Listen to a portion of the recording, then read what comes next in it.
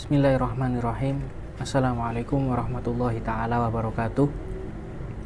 Alhamdulillah, wassalatu wassalamu ala rasulillah Sayyidina Muhammad ibni Abdillah wa ala alihi wa sahbihi wa mawalah, wa la hawla wa la quwwata illa billah, amma ba'du.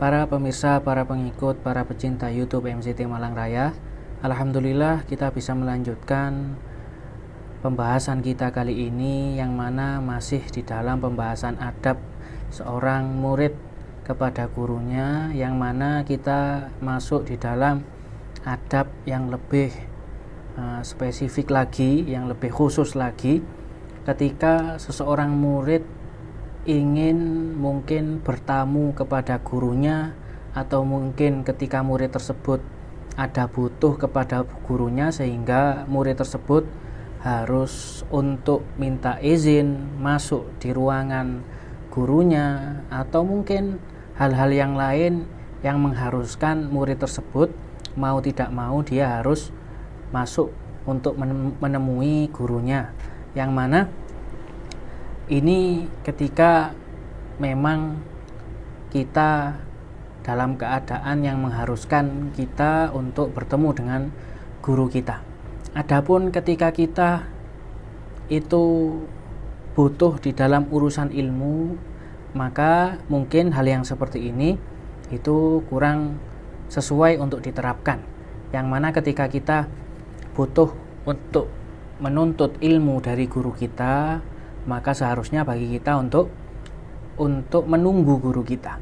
Tapi di dalam hal ini kita diperbolehkan untuk izin terlebih dahulu ketika kita ingin menemui guru kita, entah mungkin minta pendapat atau konsultasi, atau ada tamu yang ingin bertemu dengan guru kita. Nah, inilah adab yang bakal kita bahas sekarang ini, yang mana musannif rahimahullahu ta'ala ya memulai wasabi' masuk di dalam adab yang ketujuh, ketika seorang murid harus menjaga adabnya ketika bersama gurunya. An la yadkhula ala syekh fi ghairi majlisil am illa bisti'dzan ya. Maka seorang murid itu tidak boleh langsung masuk ke dalam ruangan gurunya ya. Tidak boleh menemui gurunya ketika gurunya tersebut tidak berada di dalam majelis kumpulan yang umum. Semisal ketika gurunya tersebut itu mengajar orang yang banyak, maka ini majelis yang umum ya, kapanpun kita boleh untuk ikut di dalam majelisnya beliau. Tapi semisal guru kita ini ternyata kok berada di dalam majelis yang khusus, kumpulan yang khusus, entah di dalam ya rumahnya beliau, atau mungkin di ruangan yang lain, bahkan walaupun bukan di rumahnya beliau, tapi di situ orang-orang yang khusus yang hanya boleh, yang diizinkan untuk masuk atau bertemu dengan gurunya di sini, maka kita tidak boleh untuk masuk kecuali benar-benar diizinkan oleh guru kita ya. Karena itu mungkin privasi yang dipunyai oleh guru kita. Seyogianya bagi kita seorang murid tidak boleh tiba-tiba langsung ikut nimbrung di situ kecuali diizini oleh guru kita.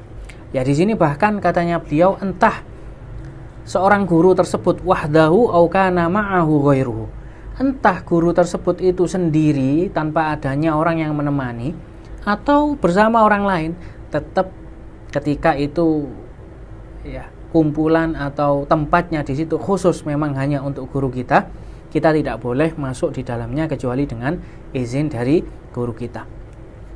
Fa in ista'dzana bihaitsu ya'lamu syekh wa lam ya'dzan lahu insaraf. Seandainya memang kita sudah minta izin, kemudian guru kita tidak mengizinkan, ya maka kita harus pergi.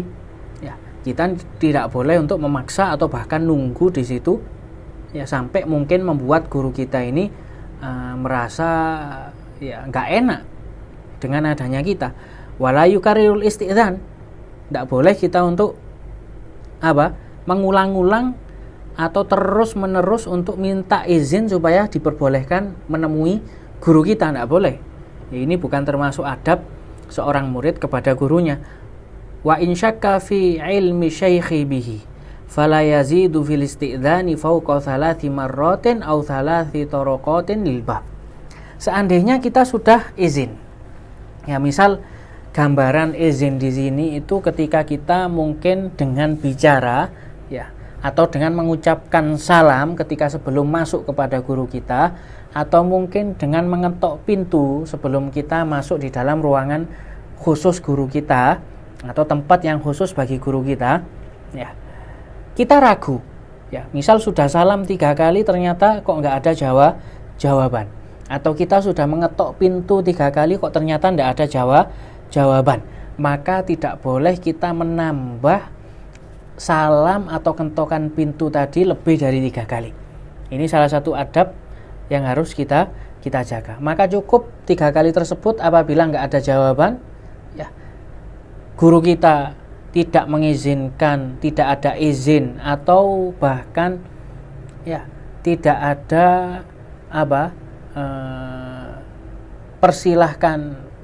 mempersilahkan kita untuk masuk dan nggak ada jawaban sama sekali, maka cukup 3 kali itu. Ketika nggak ada jawaban sama sekali, kita tidak boleh lebih dari 3 kali itu ya.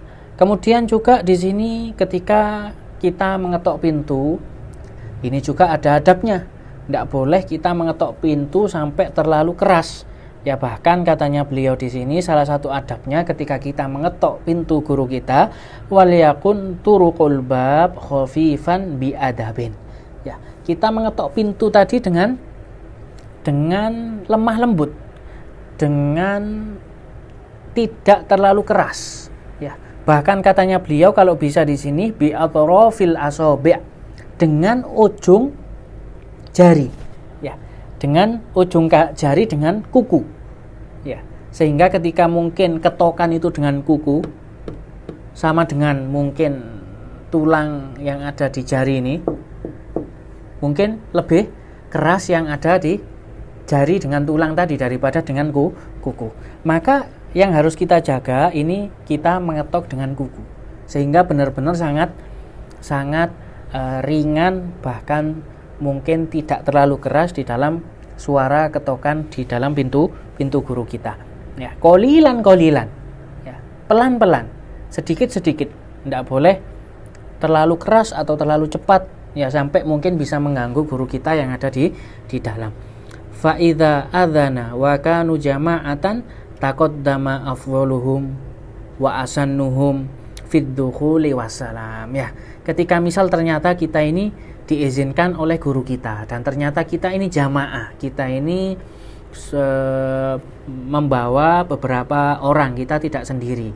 Mungkin ketika kita mungkin membawa orang yang ingin menemui guru kita, ingin bersilaturahmi kepada guru kita, ingin mungkin meminta doa kepada guru kita ya, maka adabnya ketika kita membawa jamaah, yang didahulukan untuk menyalami guru kita itu mereka yang paling afdol ya. Siapa kira-kira? Mungkin ketika kita membawa di situ jamaah ada salah satu guru ngaji atau mungkin ustadz di situ, maka mereka yang lebih didahulukan.